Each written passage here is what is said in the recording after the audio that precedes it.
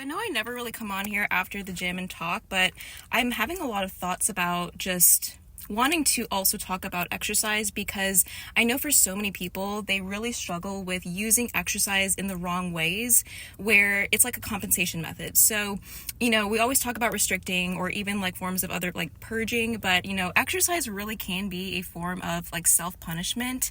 And for me personally, when I was in cycles of restricting and binging at night and kind of using exercise as a way to like burn off my food or earn the right to eat for the day, that was a really unhealthy cycle to be in. And that was when I was actually the most unhealthy, even when like on the outside I looked quote unquote healthy. And I feel like we need to talk about this more because so many people think that restriction is just not eating, but it very much so can be using other forms of compensation for binging or overeating. I work with so many women who are over-exercising and they don't even realize that they're doing it because they've been doing the things that they've been doing for so long that they don't recognize that they just really struggle to take rest days. They really struggle to not do cardio. They really, really struggle to achieve their fitness goals because they're always dieting. They're always giving themselves the bare minimum. And then that actually ends up, with them overeating at night or overeating on their safe foods or binging on their bad foods on the weekends or like having special cheat days. And I just know like how painful it can be to be in that cycle because I was there.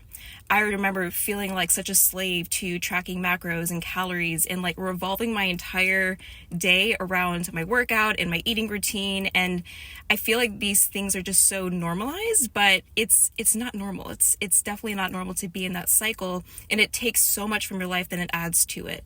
It wasn't until I stopped tracking my food, got out of that restrict and binge cycle, and kind of really had to reevaluate my relationship with movement that I found the most peace in my life. And I feel like something that really is the biggest holdup for so many people is their relationship with their bodies and with exercise, because obviously nobody likes to diet for fun. Like nobody wants to be dieting, but it starts with the body image. It starts with your relationship with movement, and it's just a whole cycle. And these are why I touch on all three pillars in my Nourish to Thrive group coaching, because it's not just about the food, guys.